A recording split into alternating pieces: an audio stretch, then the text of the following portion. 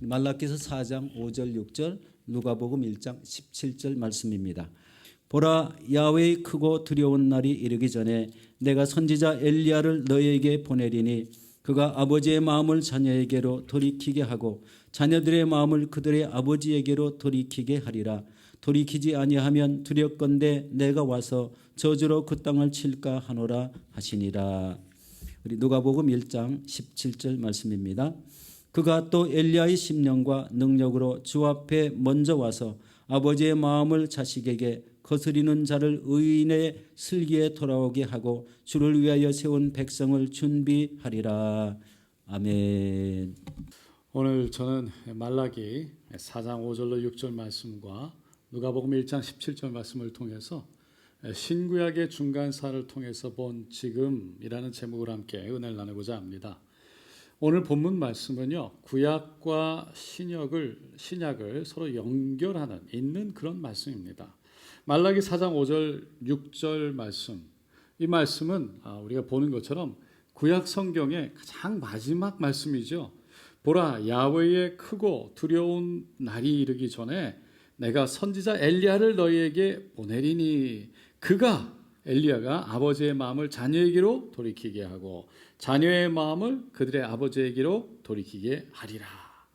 하나님이 말라기 선지자를 통해서 크고 두려운 날, 즉 마지막 심판날이 오기 전에 이 선지자 엘리야를 보내겠다라고 하십니다. 그 선지자 엘리야는 곧 예수님이 오기 전에 나타날 바로 침례 요한을 의미하는 것입니다.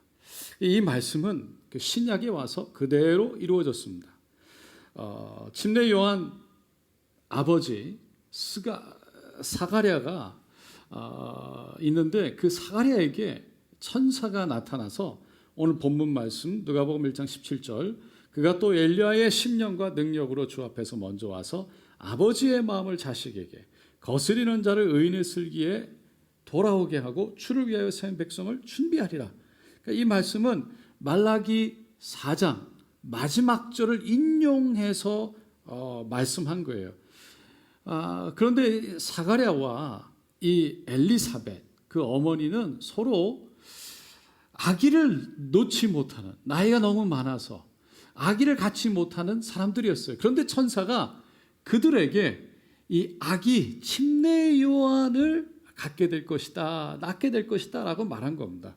이렇게 구약과 신약은요, 전혀 다른 책이 아닙니다. 다른 역사가 아닙니다. 하나의 책이고요, 서로 구약과 신약은 연결되어서 흘러가는 책입니다. 이것은 신약의 핵심이자 실체인 예수 그리스도의 오심을 구약에서는 그림자와 같이 표현하고 있는 겁니다. 그래서 구약의 모든 예언들, 상징적인 말씀들 결국 신약에 와서 다 성취되어지는 겁니다. 하지만 구약과 신약 사이에는 이 400년이라는 긴 시간이 있었습니다. 그 시간을 중간에 있는 역사라고 해서 중간사라고 부릅니다.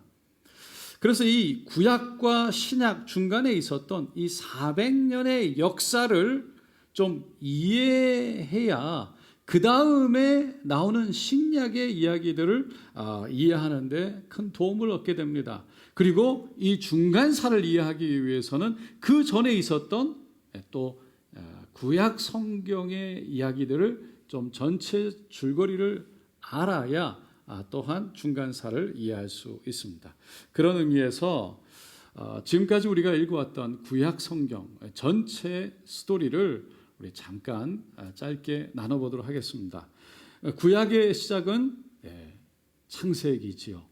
창세기는 천지 창조를 시작으로 해서 첫 번째 사람 아담과 하와가 만들어졌지만 하나님이 에덴 동산에서 따먹지 말라고 했던 선악과를 뱀의 꼬임에 빠져서 따먹게 되죠. 그러면서 에덴 동산에서 쫓겨나고 맙니다.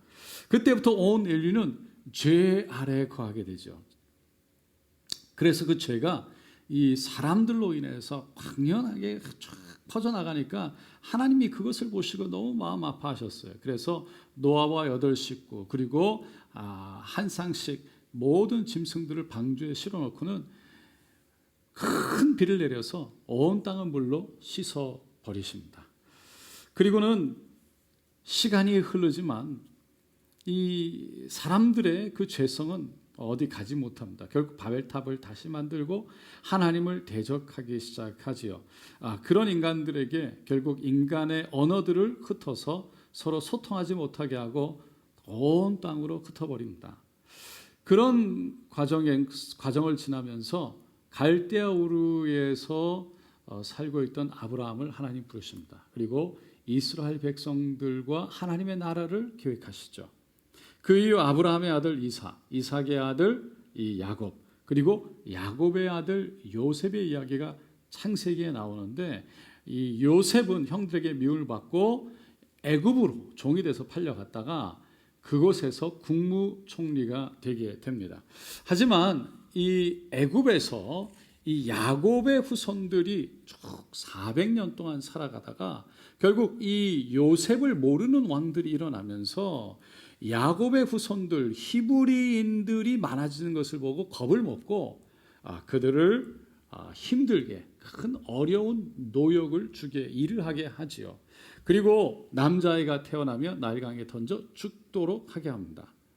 그때 모세 아이가 태어나죠. 모세의 어머니 요게벳은 도저히 모세를 죽일 수가 없어서 나일강에 갈대 상자에 집어넣어서 떠나보냅니다. 그것을 발견한 애굽의 왕 바로의 공주가 모세를 데리고 왕궁으로 들어가죠. 하지만 히브리 사람을 괴롭히던 애굽 사람을 쳐서 죽였던 일이 발각이 되면서 모세는 미디안 광야로 도망갑니다. 그리고 그곳에서 40년을 살다가 이 호렙산, 떨기나무, 불꽃, 그 하나님의 임재가 있는 그 앞에서 하나님의 음성을 듣고 하나님의 부르심을 받죠. 그리고 애굽으로 돌아갑니다.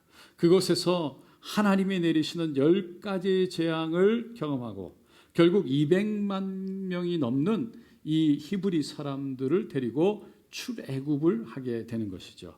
그리고 시내산에 도착해서 십계명을 받고 성막을 짓고 그리고 언약궤를 만들게 됩니다. 하지만 가나안 땅 바로 코앞에 가데스 바네아 앞에서 정탐꾼을 보냈다가 돌아온 10명의 정탐꾼의 이야기들을 듣고 마음이 녹아버렸던 이스라엘 히브리 백성들, 그들의 불신, 하나님에 대한 불신으로 인해서, 불순종으로 인해서 결국 그들은 다시 가나안 땅이 아닌 광야로 들어가서 40년 동안 유리하게 되죠.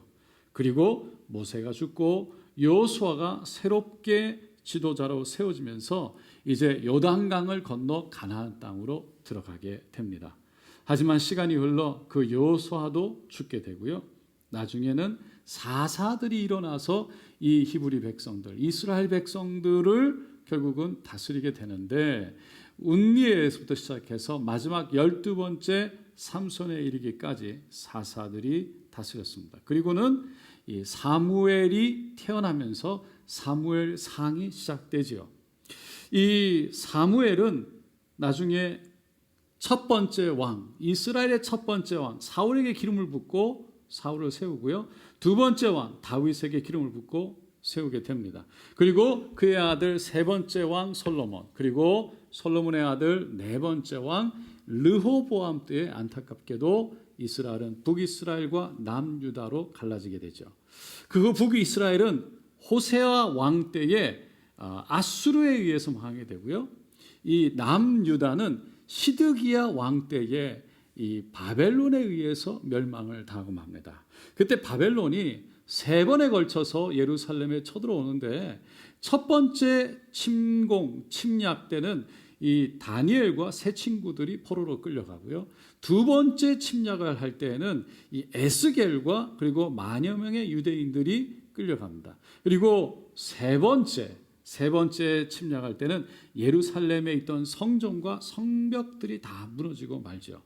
그렇게 힘이 있고 영원할 것만 같은 이 바벨론도요, 결국은 새롭게 일어난 페르시아라는 신흥 강국에 의해서 무너지고 맙니다.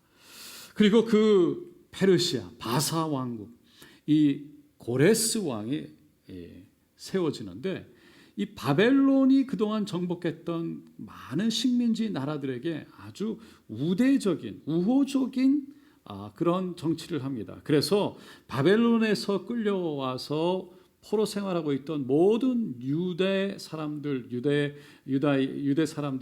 다 자기 고향으로 예루살렘으로 돌아가도 좋다라고 허락하죠. 명령하죠.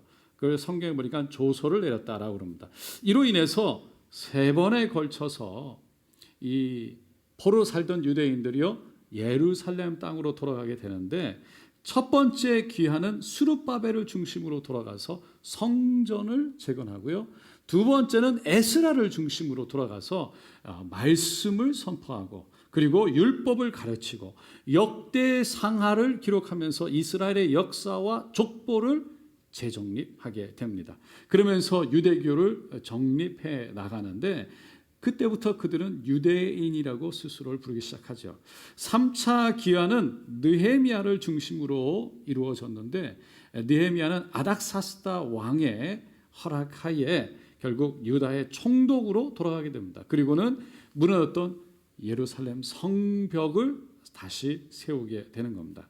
이러한 과정을 지나면서 밖으로는 드러나지 않았지만 이 바벨론의 느부갓네살 왕부터 해서 쭉 여러 왕들을 섬겼고, 그리고 고레스 왕, 페르시아 바사 왕의 고레스 왕까지 약 2년 3년 동안 섬겼던 이 다니엘이라는 사람에 의해서 이 유다의 포로로 잡혀갔던 많은 사람들이 돌아가게 되는 그런 엄청난 영향력을 다니엘이 끼치게 됩니다. 그래서 다니엘은요 참 이스라엘의 역사 가운데 대단한 사람이고 특별한 사람이었습니다. 특별히 우리가 지금 보려고 하는 이 중간사를 말하려고 할 때 결코 빼놓을 수 없는 인물이에요. 왜냐하면 다니엘서 2장에서 이 느부갓네살 왕, 예루살렘을 멸망시켰던 느부갓네살 왕이 꾸었던 그 꿈을 해석했던 그 일이 바로 중간사에서 일어나는 역사이기 때문입니다. 그리고 7장에 와서 하나님이 다시 한번 다니엘에게 환상 가운데 똑같은 그 중간 사이에서 일어날 일들을 다른 환상 가운데 알려주시오. 그래서 그거를 기록해 놨어요. 다니엘서 2장에 나오는 느부갓네살 왕이 꾸었던 그 꿈을 보면은 이 도표에 그림에 보면 왼쪽에 보이는 바로 신상, 큰 신상의 모습이 바로 느부갓네살 왕이 꾸었던 꿈이에요. 머리가 순금으로 되어 있었는데 그것은 현재 그 다니엘이 바벨론을 섬기고 있던, 느부갓네살을 섬기고 있던 그 바벨론 왕국을 말하는 거고, 가슴과 두 팔은 은으로 되어 있었는데 그것은 페르시아 왕 바사 왕국을 말하는 것이고요. 이 배와 널쩍다리가 노수로 되어 있는데 그것은 그리스 왕국을 말하고 있고, 그리고 마지막으로 종아리가 쇠로 되어 있는데 그것은 바로 로마 왕국을 의미하는 거였어요. 그래서 다니엘 7장에 다시 한번 하나님이 다니엘에게 보여주신 환상은 오른쪽에 나오는 그림입니다. 첫 번째가 독수리의 날개가 달린 이 사자가 나옵니다. 그거는 바벨론을 의미하고 있고요. 두 번째는 곰 같은 모양의 짐승이 있는데 그거는 페르시아 왕국이고요. 세 번째, 새의 날개 넷과 머리가 넷이 달린 표범 같은 것이 그리스 왕국이고, 네 번째가 이전 짐승과 전혀 다른 뿔이 10개가 달린 그런 짐승이 로마 왕국을 의미하는 겁니다. 이렇게 신구약 중간에 일어난 역사가 바로 이대로 일어난 거예요. 그러니까 바벨론 다음에 페르시아가 일어나고, 페르시아 다음에 그리스 다음에 로마가 일어나면서 그들이 예루살렘이 있는 팔레스타인 지역을 다스리게 됐다는 거예요. 그리고 그렇게 로마가 예루살렘을 다스리는, 팔레스타인을 다스리는 그 유대 지역을 다스리는 시기에 예수님이 이 땅에 오시게 되는 겁니다. 그 중간 기간, 그래서 중간사 말라기 선지자 이후에 예수님이 오시는 순간, 예수님이 오실 때까지 약 400년이라는 긴 시간이 있었는데 그 시간 동안 하나님은 침묵하십니다. 그래서 성경의 기록도 그동안 멈췄어요. 그동안 어떤 선지자들이 등장하는 것이 없고요. 또 어떤 사람이 특별한 하나님의 계시를 받았다는 내용이 없습니다. 하지만 400년 동안 세계 역사는요, 다니엘이 환상 가운데 보았던 것처럼 계속해서 그대로 흘러갔습니다. 구약 성경은 이 바벨론이 일어난 다음에 그 다음에 페르시아 왕국이 일어나고 그 페르시아 왕국이 일어난 그때에 마치게 되지요. 그래서 바벨론이 유다가 있는 팔레스타인 땅을 70년간 다스렸다가 새로 일어난 페르시아에 의해서 멸망을 당하고, 그리고 그 페르시아도 다리우스 왕 3세 때에 결국 마게도냐에서 일어난 알렉산더 대왕에 의해서 멸망을 당하게 됩니다. 그 알렉산더 대왕, 바로 그가 그리스의 시저 왕이었고, 그리고 대왕, 그리고 헬라입니다.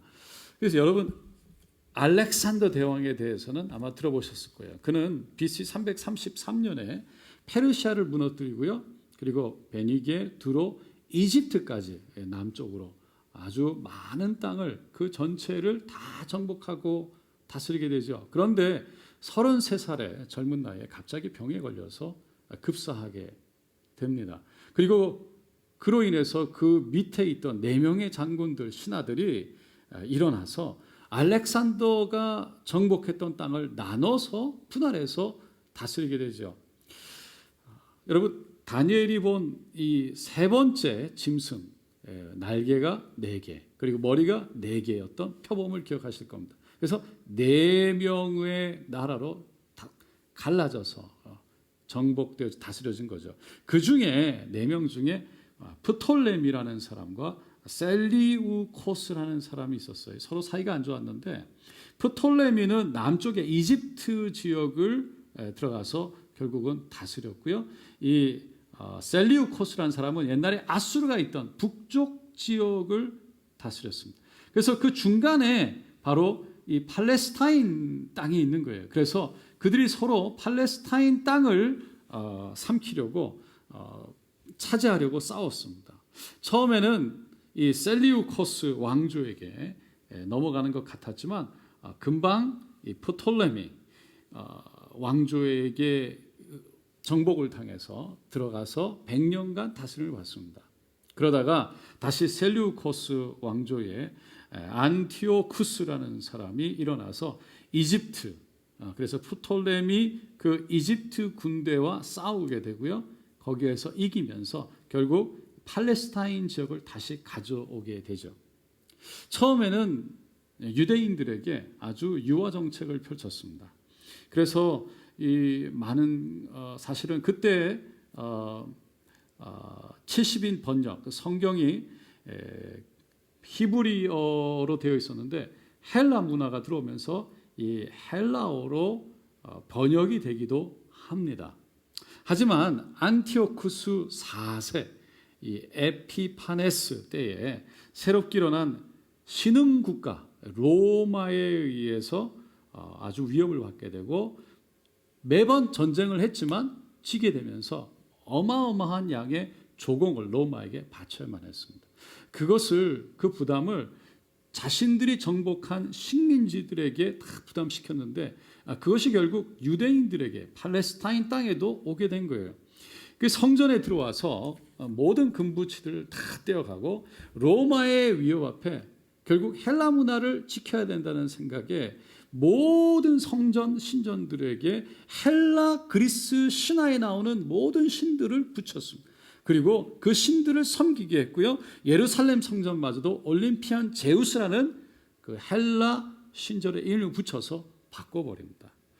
그 결정적으로는 유대인들을 학살했고요. 유대 절기 관습 제사들을 금지시켜버리죠. 그로 인해서 마띠디아라는 제사장을 중심으로 이 유대인들이 무장을 하고 이 셀리우코스 왕조와 싸우게 됩니다. 맞서게 되죠. 그것이 바로 마카비 운동입니다. 결국 마카비 운동을 통해서 이 마띠디아 제사장 그리고 5 아들들이요 세력이 이기지요. 그래서 100년간 독립을 유대인들이 누리게 됩니다. 그때 일어난 왕조가 유대의 하스몬 왕조였어요.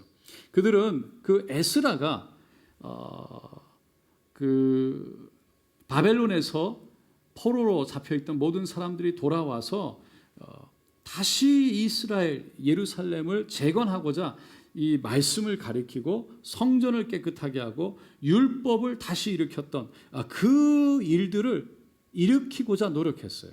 그러면서 점점 강성해지고 옆에 있던 에돔이란 나라를 정복하며 영토까지 넓혀갔습니다.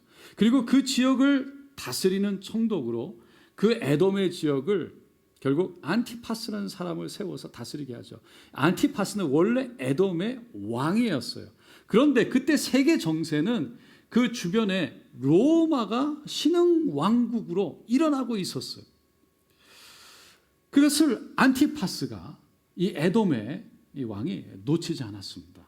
그래서 로마의 폼페이우스 장군과 결합을 하고 또 함께 유대를 들어와서 예루살렘을 공격하죠. 무너뜨리게 됩니다. 그래서 무너지게 되죠.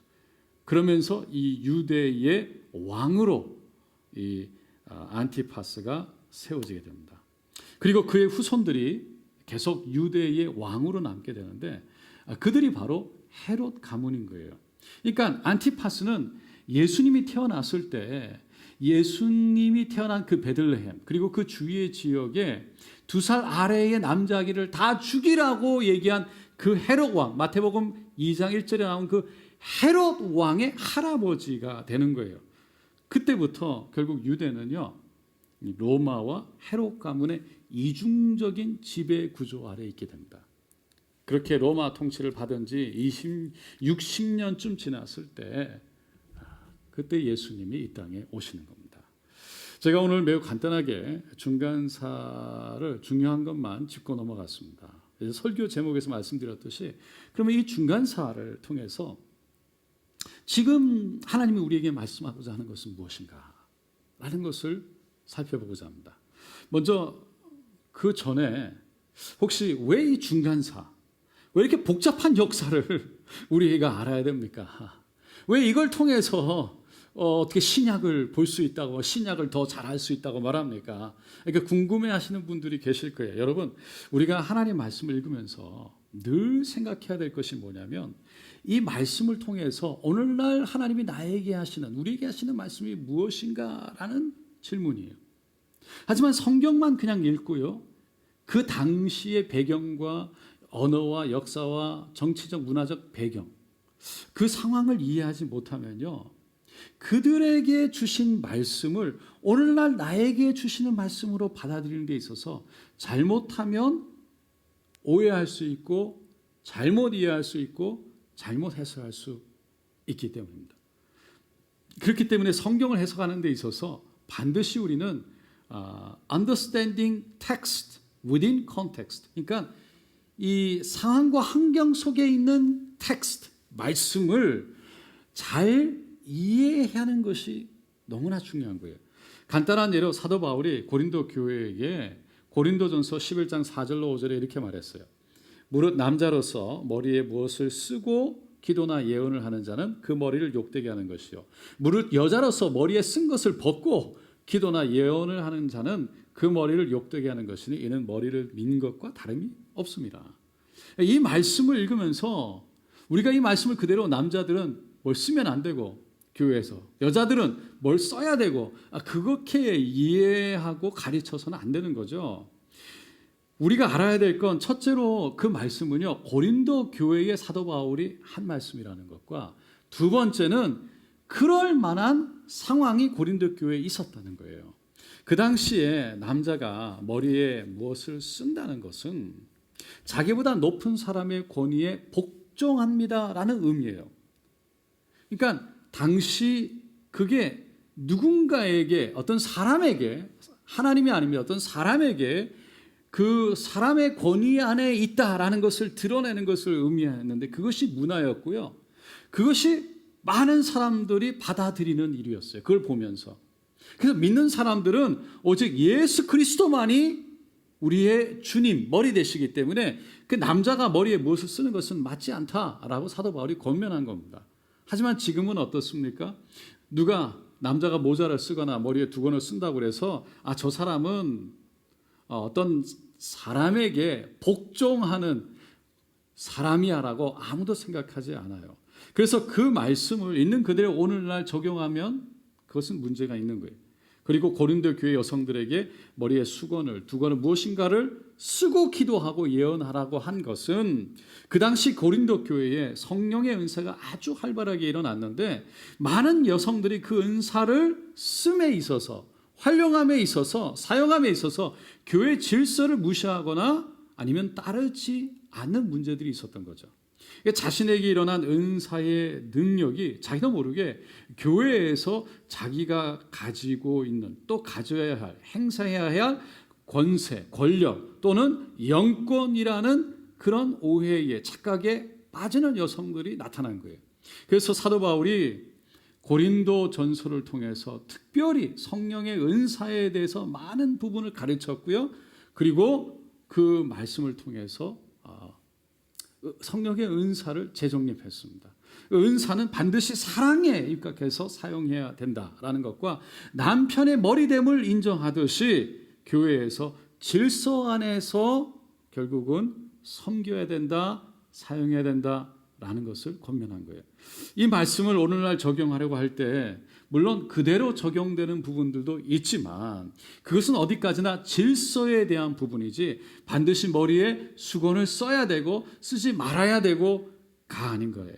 요즘에는 어떻게 보면 오히려 남편들이 이 아내의 말을 잘 듣는 것이 가정의 평온과 질서를 유지하는 길이 아닌가 생각합니다. 어쨌든 중요한 것은 우리가 말씀을 개인적으로 읽는 시간이 점점 많아지고 있어요. 그래서 이 말씀을 읽을 때, 그리고 그 말씀을 우리가 받아들일 때 그 말씀 그대로 그냥 아니라 그 말씀에 이 쓰였던 컨텍스트, 그래서 배경, 상황을 이해하고요. 그 안에서 나에게 주시는 말씀을 이해하는 것이 너무나 중요한 겁니다.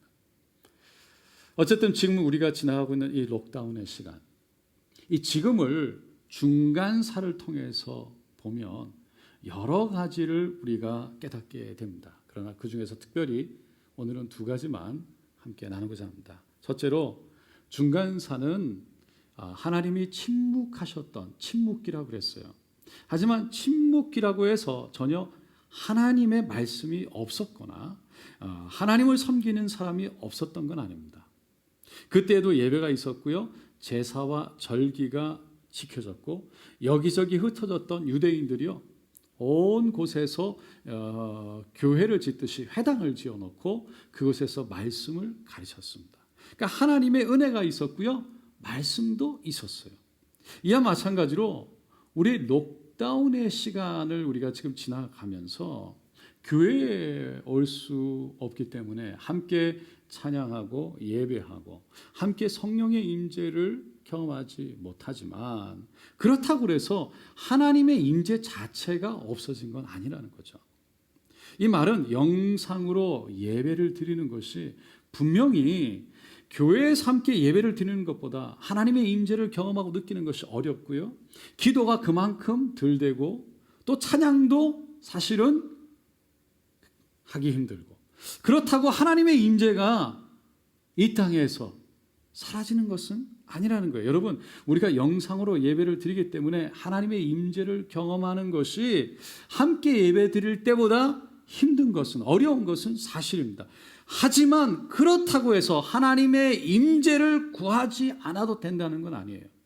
그렇다고 해서 하나님의 임재를 경험하지 않아도 된다는 것도 아니에요. 여러분, 록다운이 시작된 이후로 지난 2달 동안 하나님의 임재를 경험하셨습니까? 하나님의 임재를 사모하셨습니까? 아니면 영상으로 예배를 드리니까 교회에 와서 예배 드릴 때보다 그 하나님의 임재를 느끼는 그 경험이 너무나 낮은, 비교할 수 없으니까 어쩔 수 없다라고 생각하고 그냥 영상으로 예배 드리는 그 자체만으로 만족하며 지내셨습니까?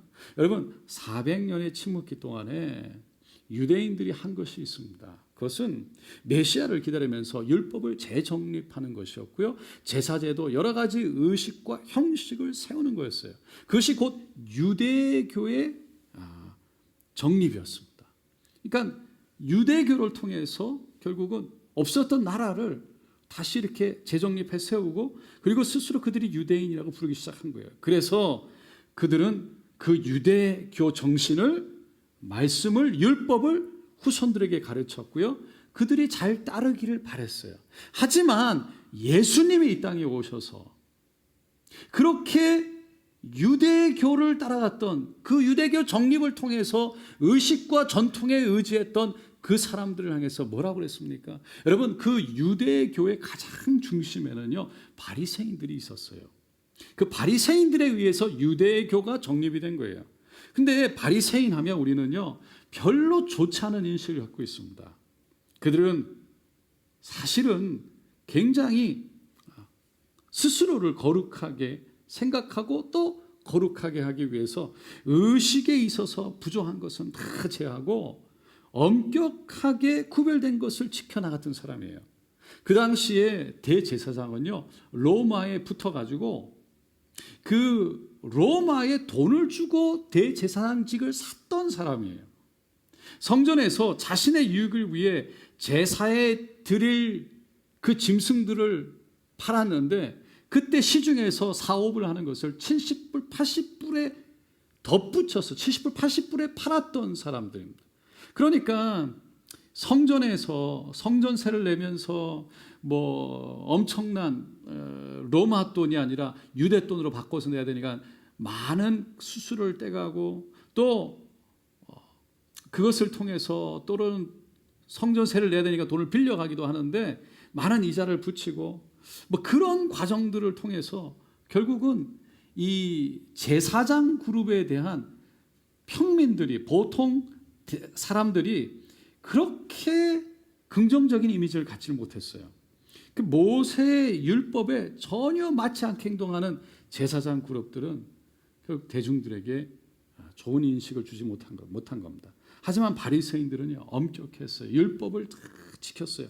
정결 예식, 정결 의식을 다 지켰던 사람들이에요.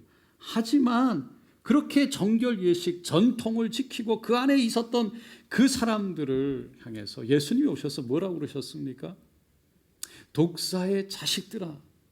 그리고는 회칠한 무덤이라고까지 말씀하셨어요. 왜 그러셨습니까? 밖으로는요 금식하는 모양이 있고요 기도하는 모습도 있었어요. 정결과 거룩의 모습도 있었어요. 하지만 속은요, 그 속은 형식과 의식에 매여서 자신은 옳은 일을 하는 사람, 자신은 맞는 일을 하는 사람, 자기가 의에 빠져서 스스로 의에 빠져서 하나님의 아들 예수를 그분이 이 땅에 왔지만 알아보지 못했고 모셔드리지 못한 거예요. 여러분 우리가 예배를 드리는 이유가 무엇입니까? 우리가 영상 앞에 앉아서 예배를 드리는 이유가 무엇입니까? 이게 그냥 옳기 때문입니까? 그래서 내가 옳은 일을 해야 되기 때문입니까? 아니면 그 예수님을 사모하고 그분을 만나기 위해서입니까? 이 영상으로 예배드리는 시간이 길어지면서 여러분 혹시 나도 모르게 형식과 의식에 빠져서 예수님은 온데간데 없고 그냥 열심히 영상 예배를 보는 데에 집중하고 빠져서 살아갑니다. 그냥 그렇게 하고 있지는 않는지 우리 자신을 돌아봐야 됩니다. 여러분 영상으로 예배를 드리다 보면 그 안에 그냥 형식적으로 지나가다 보면 우리도 모르게 사람이기 때문에 그럴 수 있어요. 그렇기 때문에 우리는 매 순간 우리의 영혼을 흔들어서 깨워야 되는 거예요. 중간사를 살펴보면요, 우리가 쭉 지나가면서 질문하게 되는 것, 질문해야 될 것, 이렇게 영상으로 예배드리는 시간에 나를 위해서 찾아오신 그 예수님, 내가 그 예수님을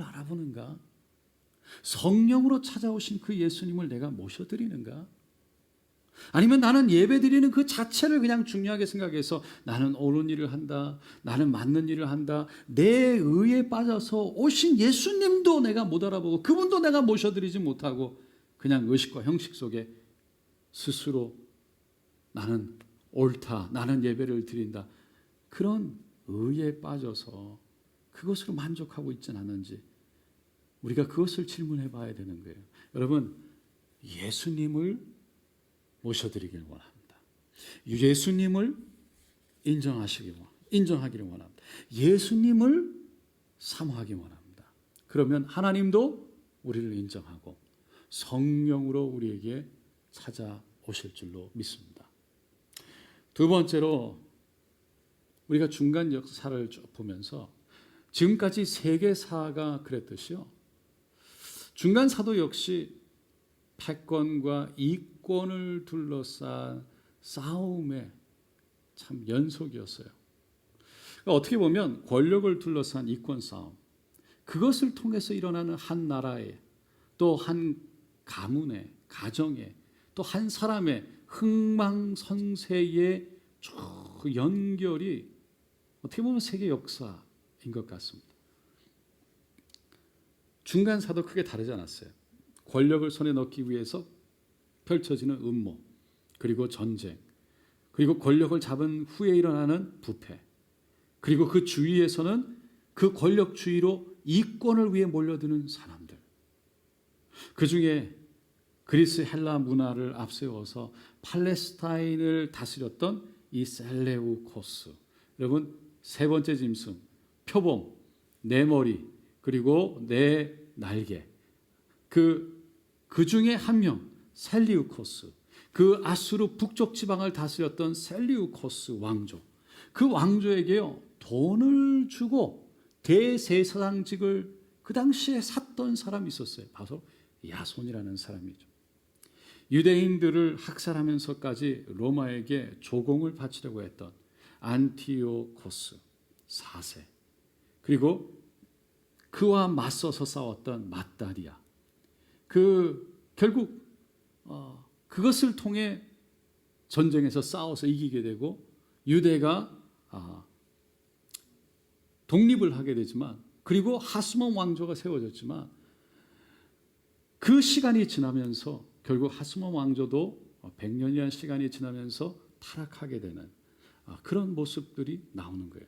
또 나중에 로마의 폼페이우스 장군에 붙어서 유대를 배반하고 다시 예루살렘을 함께 공격했던 이 헤롯 가문, 그 유익으로 유대를 다스리는 왕이 된 그 사람, 예수를 십자가에 못 박았던 안나스 대제사장, 그도 사실은 로마에 붙어서 돈을 내고 대제사장직을 샀던 사람, 그 주위에 하스몬 왕가를 지지하고 헬라화를 주장했던, 헬라 문화를 유대 사람들이 가져오려고 했고 부와 권력을 추구했고 귀족주의, 세속주의에 찌들었던 사두개인들, 사두개파, 이런 사람들이 사내들이라는 그런 큰 어떤 정부, 유대 정부를 이루고요. 그게 결국은 그 사람들이 유대의 역사를 이끌고 갔던 거고, 그 사람들이 예수를 십자가에 못 박도록 했던 거죠. 결국 그들은요 권력과 이권을 쫓아서 살았던 거예요. 하지만 예수를 믿는 우리들은 오직 예수님을 따라가야 될 줄로 믿습니다. 여러분, 하나님이 왜 이 땅을 만드셨나요? 그리고 왜 우리를 부르셨나요? 우리를 하나님의 것으로 만들기 위해서요. 그리고 우리를 통해서 결국은 하나님의 나라를 이 땅에 세우기 위해서요. 이제 신약에 와서는요 교회를 통해서 하나님이 그 일을 하기를 원하세요. 그래서 교회를 통해서 하나님의 나라, 온전한 공동체를 세우기를 원하시는 거예요. 여러분, 우리가 하나님의 것이라는 것은 하나님이 곧 우리의 주인 되시고 왕이 되신다는 거예요. 그래서 그 예수님을 통해서 우리가 하나님의 것이 되어서 하나님의 뜻을 이 땅에 이루는 것이에요. 하지만 세상은요 어떻게 합니까? 하나님을 왕으로 생각하지 않습니다. 예수님을 그들의 주인으로 생각하지 않습니다. 받아들이지 않아요. 그들의 주인은 누굽니까? 바로 자기 자신들이죠. 그게 세상이에요. 그런데 교회에서도 자기가 스스로 주인이 되려고 하는 사람들이 있어요. 내가 원하는 대로 내 뜻대로 주장하다. 그래서 하나님의 뜻이 아니라 나도 모르게 내 뜻이 앞서는 순간, 그게 바로 내가 주인이 돼서 내 뜻을 펼치려고 하는 거죠. 그게 우리는 늘 조심해야 되는 부분이에요. 저를 포함해서 우리는요, 늘 섬김에 대해서 기억해야 됩니다. 이게 늘 제 자신도 조심스러운 부분이에요. 제가 담임 목사이기 때문에 특별히 교회를 리드해 나가야 하는 것이 맞지만, 그로 인해서 저도 모르게 제가 힘이 들어가게 될까 봐 그게 조심스러운 거죠. 물론 교회를 힘있게 리더하는 것도 맞습니다. 하지만 나를 늘 돌아보면서 내가 힘이 빠지고 성령으로 나를 통해 일하게 하셔야 되는데, 그 내가 힘을 내서 리더하는 것과 성령이 나를 붙잡고 인도하는 그 중간 사이를 걸어가는 것이 결국은 쉽지가 않은 거예요. 여러분, 교회의 주인은요, 예수님이신 줄로 믿습니다. 그래서 담임 목사인 제가 그래서 더 조심스러운 거예요. 여러분도 그러셔야 됩니다. 어느 부서에 섬기다가 그 부서의 리더가 되면, 장이 되면 그때부터는 더 기도해야 돼요. 왜냐하면 열심히 해야지라고 하는 순간, 그 생각이 드는 순간, 내가 열심히 들어가면 내가 계획했던 대로, 내가 원했던 대로 나가려는 마음이 나도 모르게 앞서기가 쉽기 때문이에요. 그러다 보면 나도 모르게 벌써 내가 주인이 되어 있어요. 그것을 깨닫는 것이 깨어있는 영성이고, 그것이 성령 충만이에요. 여러분, 성령이 충만하지 않으면 하나님이 보여주시는 내 모습을 볼 수가 없어요. 나를 봐야 내 마음이 어디 있고 내가 서 있는 자리가 어디 있는지를 발견할 수 있어요. 그것이 보이는 사람들이 결국은 하나님 앞에 무릎 꿇는 영성을 가지게 되는 거예요. 그 영성을 위해서 우리는 또한 무릎을 꿇어야 되고 말씀 앞에 서야 되는 겁니다. 사랑하는 성도 여러분, 늘 우리의 영혼을 흔들어 깨우고, 그래서 예수님이 우리의 주인 되신다고, 왕이 되신다고, 그 예수님만을 사모하고 그분의 임재를 사모하는, 그래서 그분만을 쫓아가는 저와 여러분 되시기를 예수님의 이름으로 축원드립니다.